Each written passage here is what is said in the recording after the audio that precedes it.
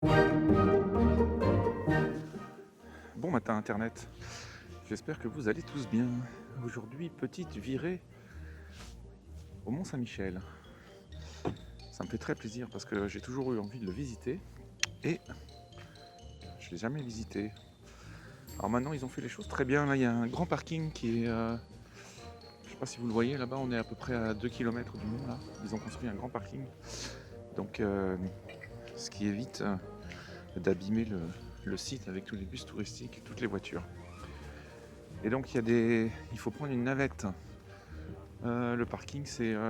j'ai vu le prix, là, je vous afficherai ça, je crois que c'est près de 10 € pour 2 heures. Là. Et je vois déjà d'ici qu'il y a une très longue queue pour embarquer dans la navette. Donc ça va faire un peu d'attente.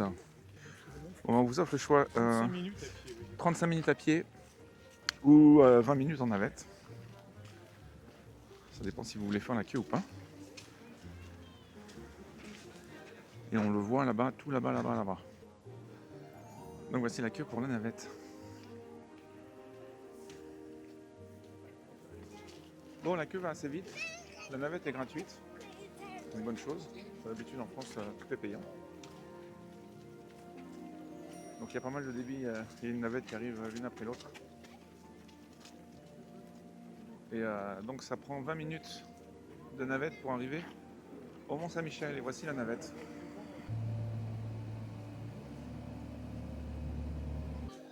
Voilà, finalement, on arrive. Et le Mont-Saint-Michel se dresse devant nous, majestueux. Il est tout simplement magnifique.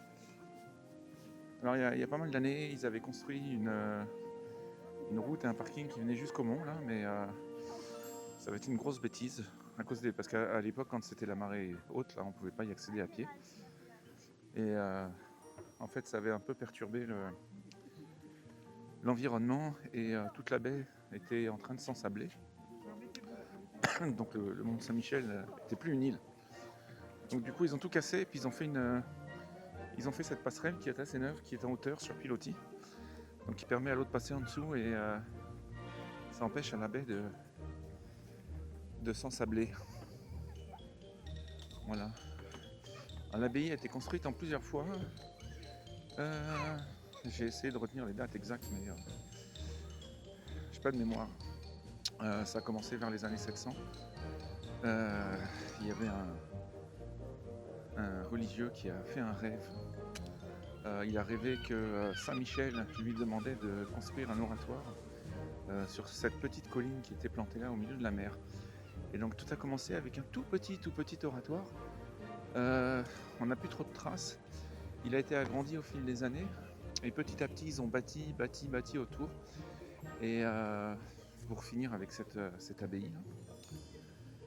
Et si on descend dans les profondeurs de l'abbaye, ça se visite, on peut encore apercevoir une des premiers oratoires qui a été construit à l'époque. Mais il y a encore pas mal de mystères autour des tout débuts du Mont Saint-Michel. Bon, aujourd'hui, c'est surtout des restaurants autour et des trucs à touristes. Je ne sais pas s'il y a encore des gens qui habitent dessus. Mais en tout cas, c'est magnifique. Et voilà. Nous arrivons à la porte du Mont Saint-Michel. Les remparts ont été construits beaucoup plus tard. Je vous écrirai les dates.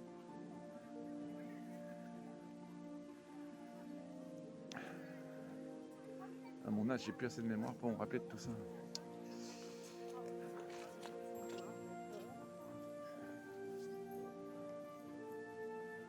Et voilà, nous rentrons dans le Mont Saint-Michel.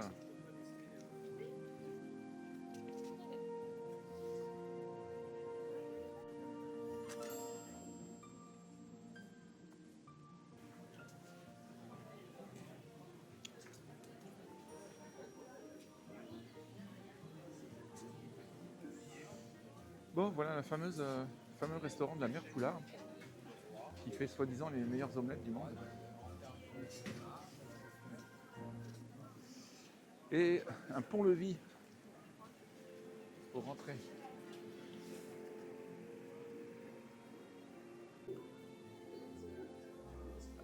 mécanisme du pont-levis.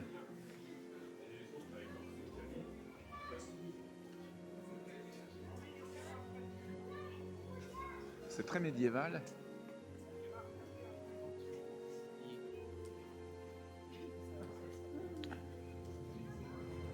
Bon, comme d'habitude, il y a des magasins de touristes un peu partout.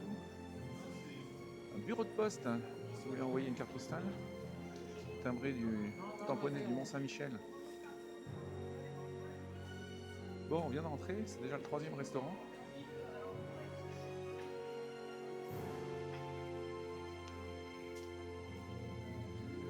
La boutique de la mère Poulard.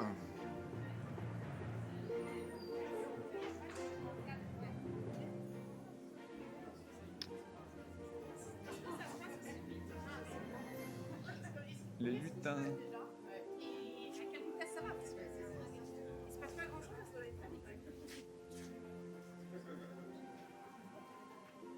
C'est très ancien. S'il n'y avait pas tous les magasins de touristes, on se paraît revenu au Moyen-Âge.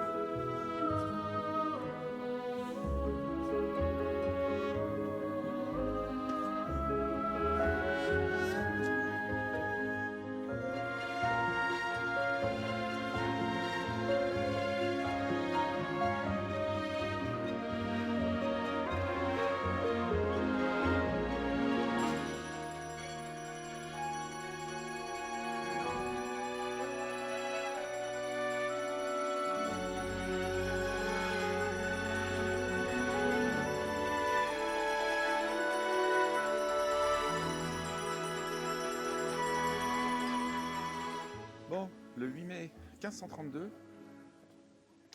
Jean le Veneur, abbé du Mont-Saint-Michel, présente Jacques Cartier à François Ier. Le roi de France charge à cette occasion le navigateur Malouin de reconnaître les rives du Canada. La ville du Mont-Saint-Michel dédie cette plaque à l'amitié franco-canadienne. Plaque mise le 27 mai 1984.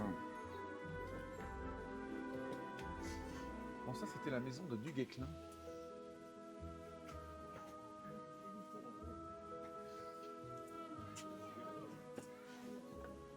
Encore une armure.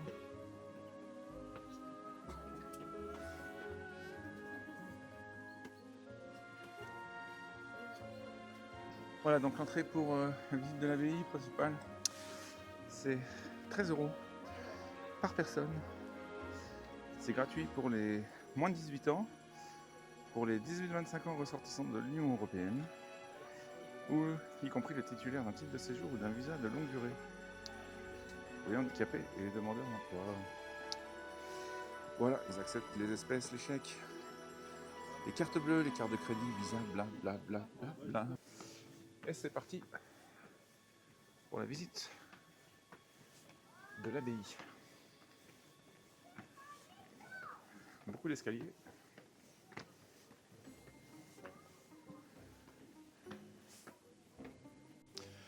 Donc voici, donc 13 € pour les adultes, gratuit pour les enfants et On prend une petite tablette pour ma fille pour qu'elle apprenne l'histoire de l'abbaye. Et c'est 5 €. Ça y est, la queue est faite, on a nos billets, on est rentré, on s'est fait contrôler et on commence par les escaliers pour monter. Et je vous ai pris un petit prospectus pour vous raconter un petit peu l'histoire. Donc à l'époque, c'était une petite colline au milieu de la mer qui s'appelait le mont Tombe. Et c'est Aubert, qui était évêque d'Avranches, qui fait élever en 708 sur le mont un sanctuaire en l'honneur de l'archange Saint-Michel. D'après ce que j'ai entendu, il aurait rêvé que Saint-Michel, qui était mort, bien sûr, lui aurait demandé de construire un oratoire en son souvenir. Donc le mont devient rapidement un lieu de pèlerinage majeur. Au Xe siècle, le duc de Normandie installe des moines bénédictins, tandis qu'un village se développe en contrebas. Il s'étend au XIVe siècle jusqu'au pied du rocher.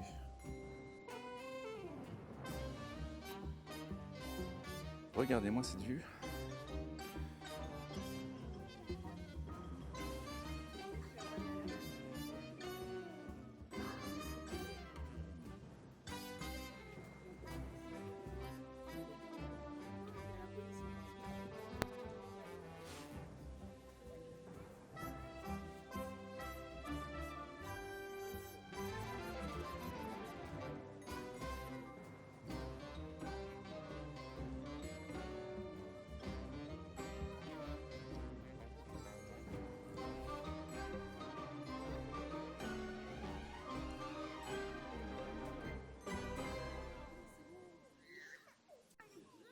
Le Mont Saint-Michel était aussi une place forte imprenable pendant la guerre de 100 ans. Le Mont Saint-Michel est aussi un exemple d'architecture militaire. Ses remparts et ses fortifications résistent à tous les assauts anglais et font du mont un lieu symbolique de l'identité nationale. Après l'expulsion des moines à la Révolution française, l'abbaye est utilisée comme prison jusqu'en 1963. Bon, ça s'est pas marqué, mais j'ai vu qu'elle avait été très très dégradée à cette époque-là. Bien sûr, quand on transforme un lieu comme ça en prison, les bâtiments avaient beaucoup souffert, mais ils avaient pu être reconstruits après. Et là, je ne sais pas si vous voyez sur la caméra, nous avons l'ombre de l'abbaye du Mont qui se reflète dans l'eau. Et je ne sais pas si c'est celle-là, mais j'ai vu que les Anglais avaient réussi à prendre une petite île qui était près du Mont Saint-Michel, qui était probablement celle-ci, parce que j'en vois pas d'autres. Et donc ils ont essayé plusieurs fois de l'attaquer pour le prendre, mais toujours sans succès. Et on a les jardins de l'abbaye en dessous.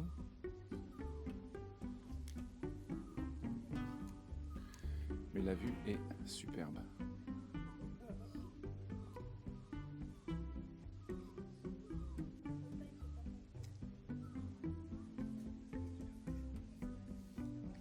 Donc là on est dans l'abbaye principale. C'est ce qui a été construit en dernier.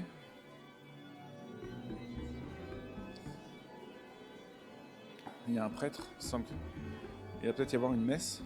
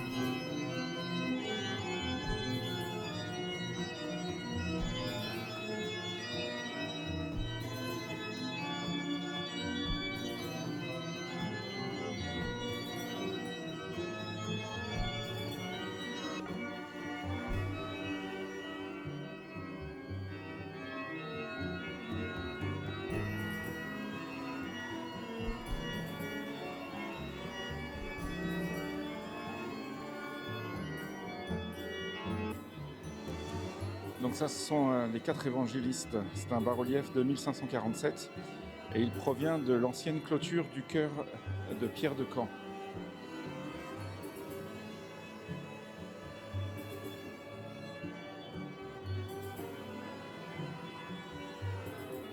Et ici, on a l'ancien maître-autel du chœur. Il date de 1927. Il est fait de granit rose. L'architecte était Pierre Paquet. La croix en bronze doré a été faite par Henri Bernard.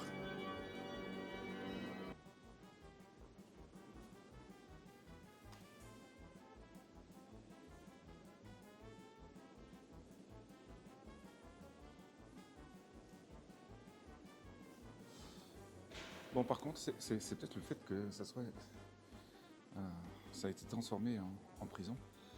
On n'a pas de vitraux, par exemple, comme à Notre-Dame ou dans d'autres cathédrales ou abbayes françaises. Un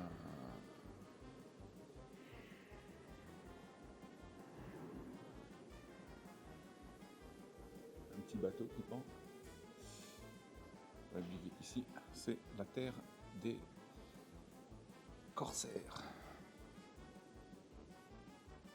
Donc, on a plusieurs petites, il me semble que ça s'appelle des cryptes. On ne peut pas filmer partout aujourd'hui parce que il y a une célébration.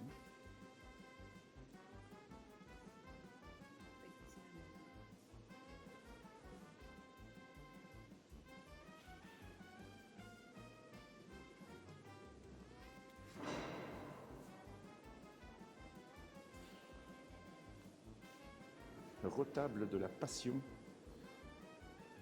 fait au XVe siècle. Ça vient de l'abbaye de Lucerne, d'Outre-mer dans la Manche. C'est un retable d'albâtre qui figure les scènes traditionnelles de la Passion du Christ. Arrestation, flagellation, crucifixion, mise au tombeau et résurrection. D'aspect proche du marbre, l'albâtre est un matériau tendre qui se prête admirablement à la sculpture de sa surface lisse et polie, pouvant accueillir couleurs et dorures. Les principaux gisements se trouvent dans le centre de l'Angleterre, autour des villes de Nottingham et de York. De nombreux ateliers exploitant ces filons au milieu du XIVe siècle jusqu'à la réforme anglicane d'Henri VIII au milieu du XVIe siècle. À ce moment, ces sculptures menacées de destruction quittent l'Angleterre pour rejoindre la France, en particulier la Normandie.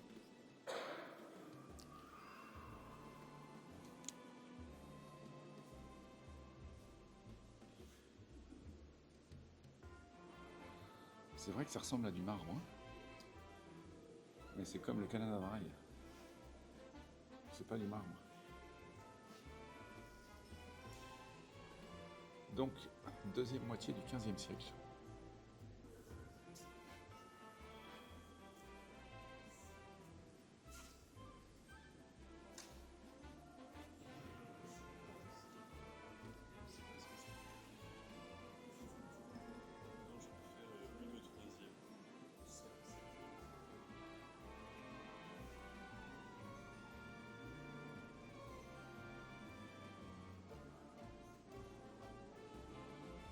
Bon, comme toutes les cathédrales françaises, il faut s'imaginer qu'il n'y avait pas de machine à l'époque.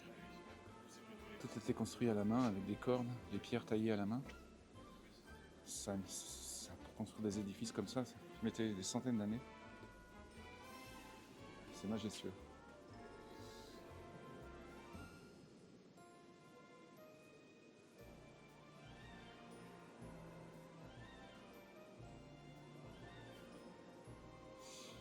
Et là, on a une statue de la Vierge à l'enfant qui date du début du XIIIe siècle et qui provient de l'ancien prieuré Montol de Bellan, commune de Vaissey dans la Manche.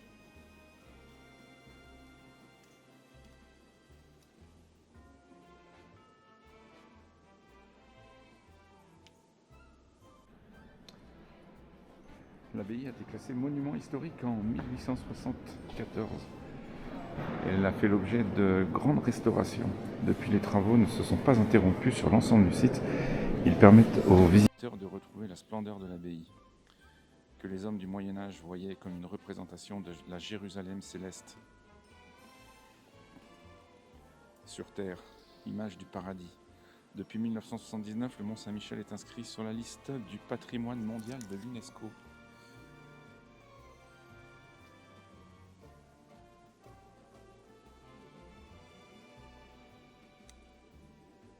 Sur cette église abbatiale, là, elle a été commencée en 1023.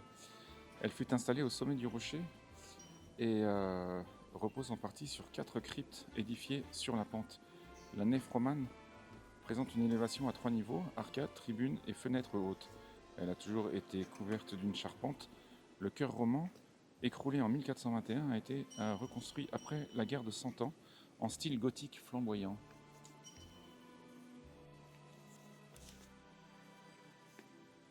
Donc la visite se poursuit avec le cloître gothique dans lequel nous allons arriver.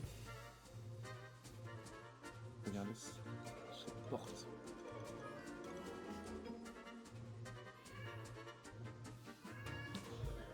Donc voici le cloître. Donc les galeries du cloître, elles permettaient la circulation entre différents bâtiments. Elles étaient aussi destinées à la prière et à la méditation. Lors des fêtes religieuses, des processions s'y déroulaient. Le cloître est situé au sommet d'un bâtiment que l'on appelle la Merveille, construit au début du XIIIe siècle. Il permet l'accès au réfectoire, à la cuisine, à l'église, au dortoir, au chartrier et à différents escaliers.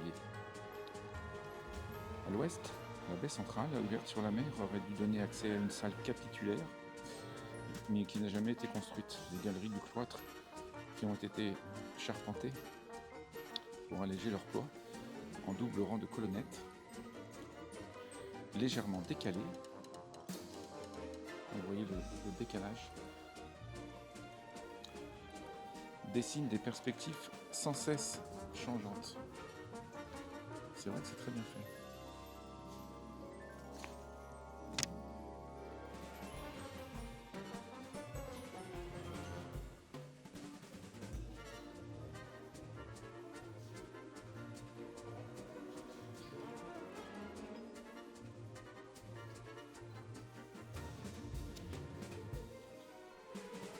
Donc nous arrivons dans le réfectoire, une salle d'une luminosité impressionnante. Les moines prenaient leur repas en silence, pendant que l'un d'eux, depuis la chaire du mur sud, faisait la lecture. Supportant le poids de la charpente, les murs latéraux de cette salle sont percés d'étroites fenêtres invisibles de l'entrée. Donc, il faut pénétrer dans le réfectoire pour s'apercevoir qu'il y a des fenêtres. Sinon, depuis l'entrée, on ne les voit pas.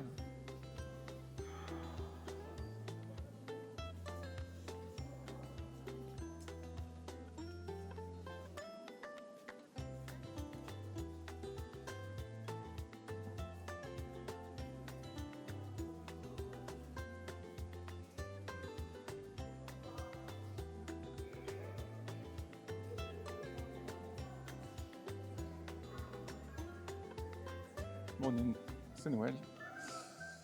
Ils nous ont fait une petite table de Noël.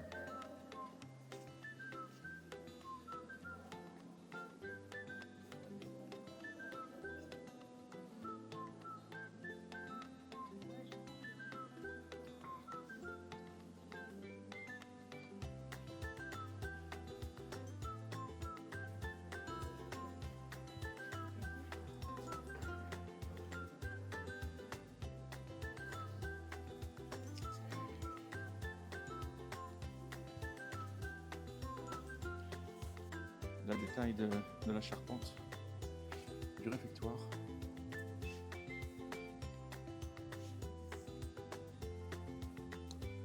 Donc on voit la voûte et comment elle est soutenue.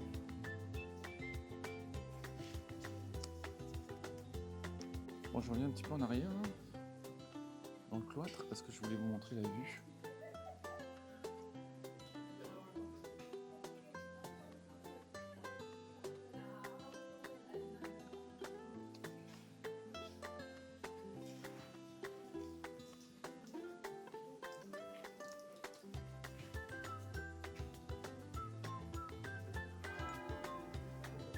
Oh, ils ont placé des vitres. Au moins ça protège du vent.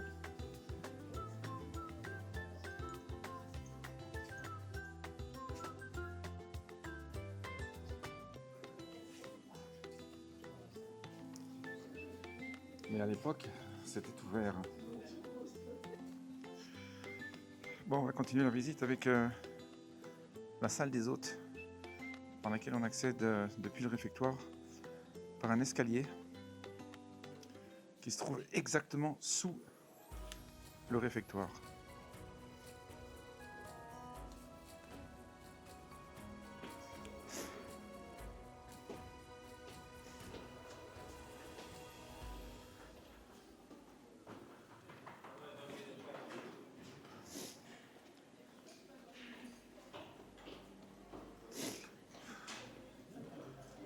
Bon, petit détail pratique, il y a pas mal de toilettes dispersées un peu partout pour les visiteurs. Ici, on a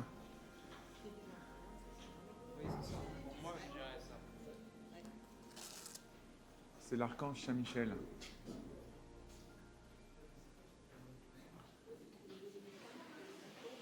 Et qui apparaît à Aubert, l'évêque d'Avranches. Et c'est un bas-relief qui a été fait en 1860. Donc on arrive dans la salle des hôtes, comme je vous disais, qui est sous le réfectoire. Cette salle était une salle gothique, donc magnifique, qui était destinée à la réception des rois et des nobles. Waouh, sacrée cheminée. Regardez-moi ces cheminées. On peut y rentrer un homme entier et probablement un animal entier à faire cuire.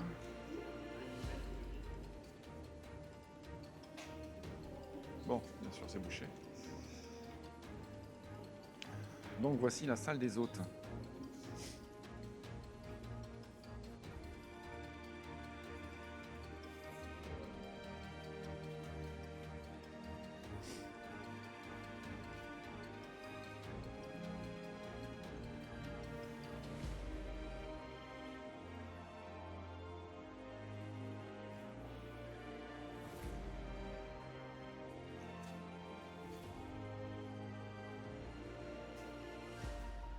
Donc ça, c'est la chapelle Sainte-Madeleine qui se trouve juste à côté de la salle des hôtes. Et ensuite, on devrait arriver à la crypte des gros piliers. Donc il faut ressortir.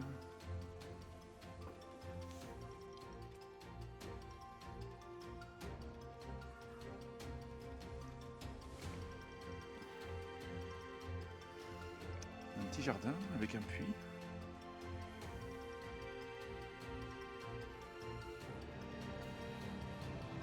Donc là, on va rentrer dans la crypte des gros piliers.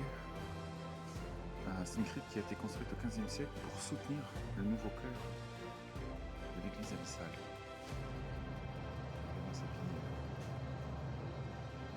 Mastoc.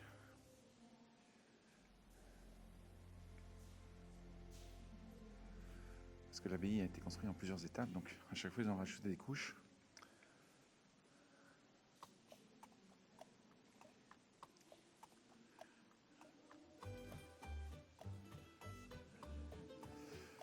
Notre-Dame du Mont-Tombe.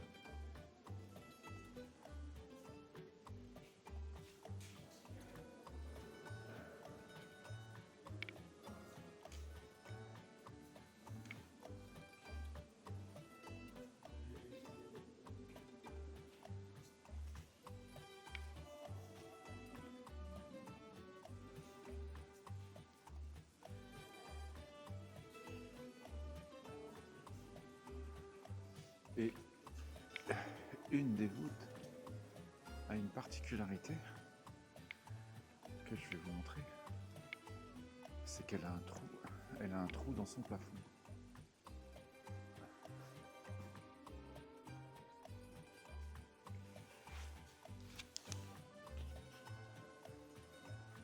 C'est beaucoup de petits couloirs, beaucoup d'escaliers. pour se déplacer d'une salle à l'autre. Et là, on arrive dans la crypte Saint-Martin. Donc, c'est une crypte romane qui est élevée un peu après l'an 1000 pour servir de fondation au bras sud du transept de l'église abbatiale. Elle présente une voûte d'une portée impressionnante de 9 mètres. Regardez-moi cette voûte.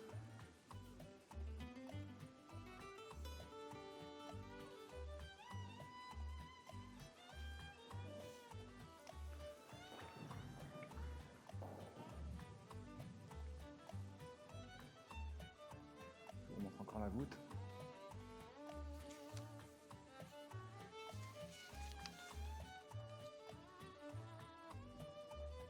Donc depuis la crypte Saint-Martin, on accède à la salle de la Roue par un petit passage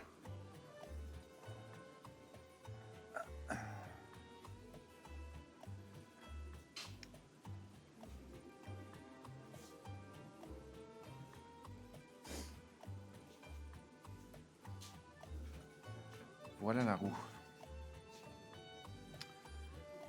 Elle a été installée en 1818 afin de monter la nourriture des détenus enfermés dans l'abbaye, transformée en prison. C'est une réplique des roues utilisées au Moyen-Âge pour les chantiers de construction. Donc en fait, c'était une sorte d'ascenseur.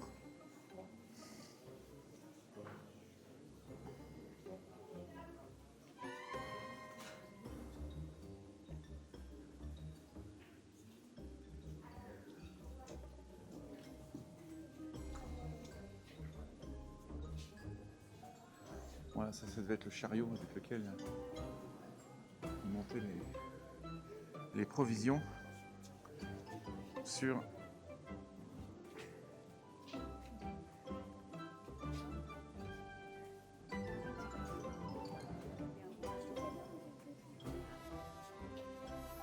impressionnant.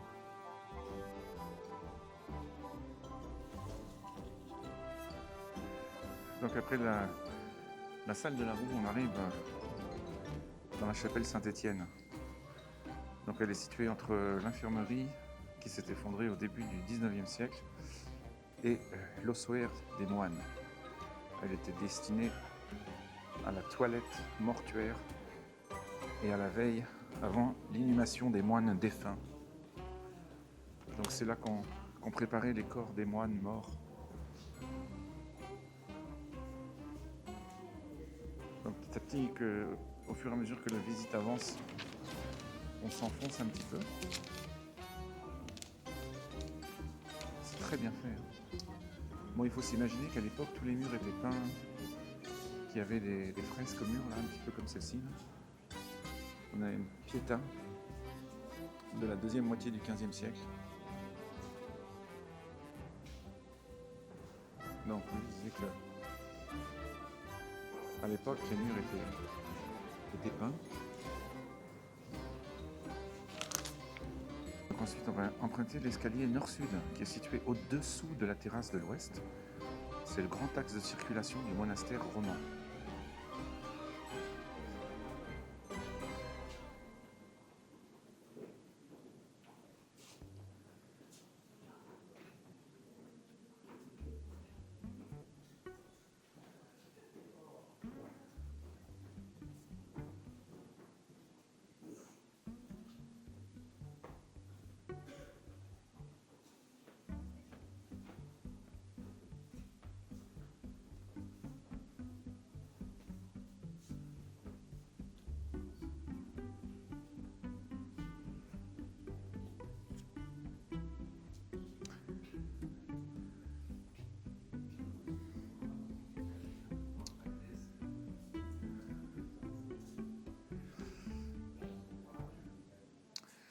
Donc l'escalier arrive sur le promenoir des moines appartenant au monastère roman. Cette longue salle à double nef est voûtée de croisées d'ogives. Cette innovation annonce la naissance de l'art gothique au milieu du XIIe siècle.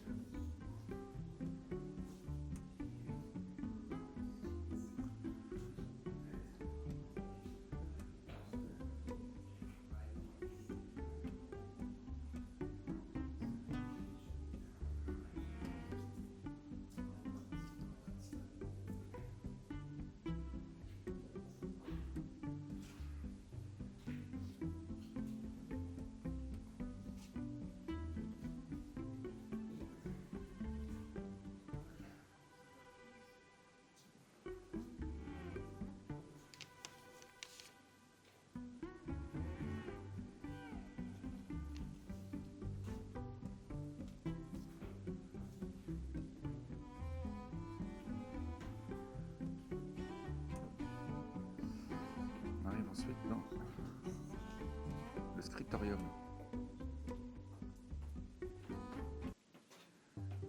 On y retrouve en entrant la merveille construite pour porter le cloître. Cette grande salle gothique était destinée au travail de copie et à l'étude des manuscrits par des moines. 200 manuscrits médiévaux de l'abbaye sont aujourd'hui conservés à Avranches.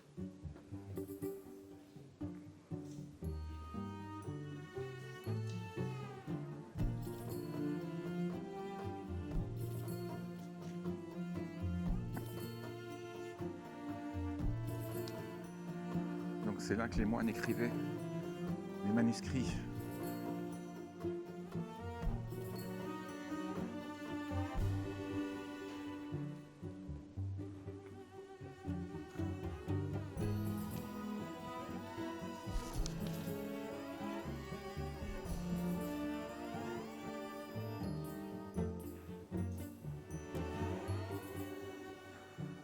Encore une grande cheminée.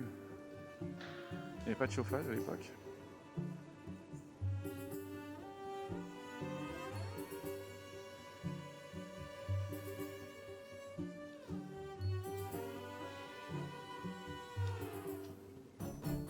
Nous avions la salle de réception pour les rois et les nobles. Et en dessous, on avait une aumônerie par laquelle on descend par ce petit escalier là. C'est encore une salle des hôtes, mais une salle où les moines accueillaient les pauvres et les pèlerins de toutes conditions. Impressionnant petit escalier. On va essayer de ne pas se casser la figure, hein, parce que en train de lire, de regarder la caméra et de vous parler en même temps, il faut que je regarde où je mets les pieds. Waouh!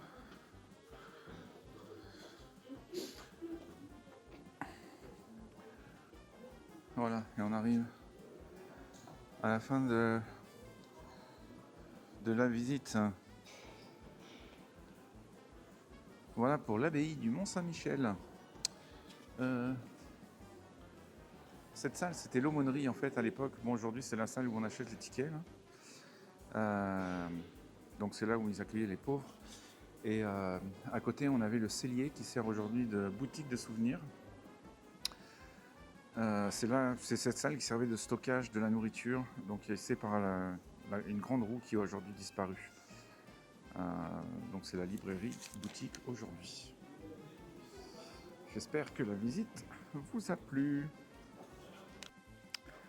Bon, après le passage obligé dans la salle d'achat de souvenirs, on finit la visite par les jardins de l'abbaye. Très beau jardin avec une superbe vue.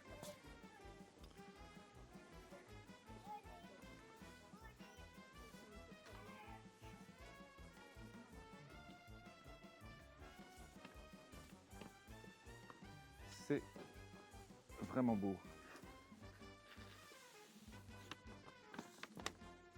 Donc tout à l'heure on était tout là-haut.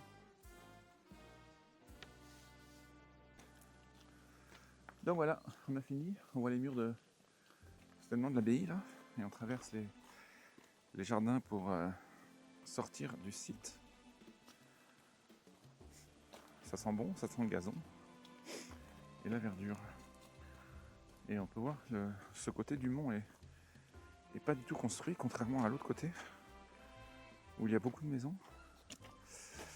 De ce côté-là, c'est juste de la végétation.